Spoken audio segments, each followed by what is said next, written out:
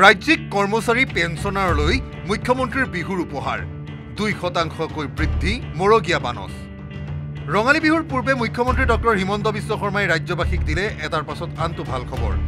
1 জানুৱাৰী 2025 পৰা প্ৰযোজ্য হোৱাকৈ চৰকাৰী কৰ্মচাৰী আৰু পেঞ্চনাৰে লাভ কৰিব 2% মৰগীয়া বানচ এপ্ৰিল মেত লাভ কৰিব প্ৰথম ধনৰাশি এতিয়াৰ পৰা ৰাজ্য চৰকাৰৰ কৰ্মচাৰী পেঞ্চনাৰ সকলোৱে 2% তেওঁলোকে ডিয়াৰনেছ এলাউন্স পাব 1-2025 পৰা ই কাৰ্যকৰী হ'ব আমি এই মাহৰ দৰমহাত বিহুৰ আগতে পোৱা দৰমহাত 2% দিয়ে সংলগ্ন কৰিম কিন্তু যেটো এৰিয়াৰ হেতু আমি এপ্ৰিল আৰু মে দুটা মাহত আমি তেওঁলোকক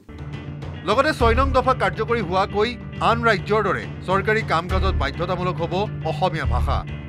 ইংৰাজীৰ লগতে সকলো চৰকাৰী নিৰ্দেশনা জাননী আৰু অধিসূচনাত প্ৰযোজ্য হ'ব অসমীয়া অৱশ্যে বৰাকত বাংলা আৰু বিটিএডিত বড়ো ভাষাত থাকিব প্ৰতিলিপি এক বহাগৰ পৰাই আমি এটো সিদ্ধান্ত লৈছো যে যিমান চৰকাৰী অৰ্ডাৰ হয় অফিচ মেমৰেন্ডাম হয়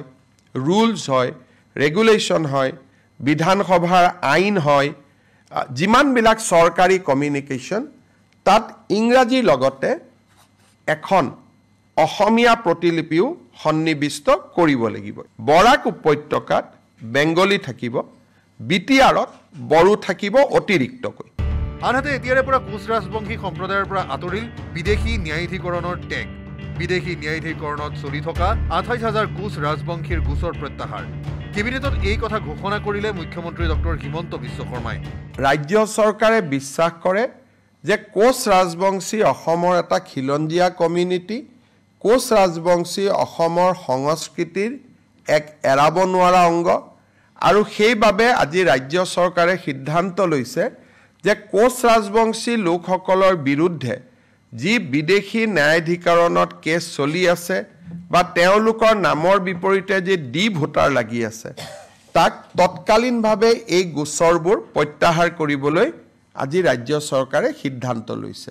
অসমৰ বান নিয়ন্ত্ৰণৰ বাবেও কেবিনেটত গ্ৰহণ কৰিছে যুগান্তকাৰী সিদ্ধান্ত মথাউৰি সুৰক্ষাৰ বাবে গঠন কৰা হ'ব যুৱ বাহিনী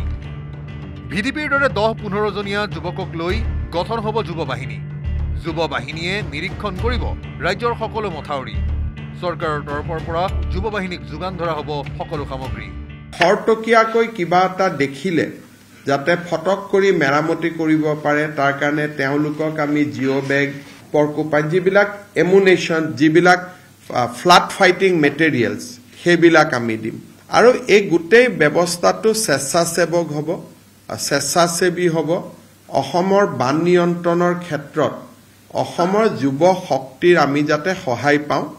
তাৰ কাৰণে এই বিশেষ আঁচনিটো লোৱা হৈছে কেমেৰাত সঞ্জয় বৰাৰ সহযোগত Hirak Jyoti Malakar report news 18 Assam north east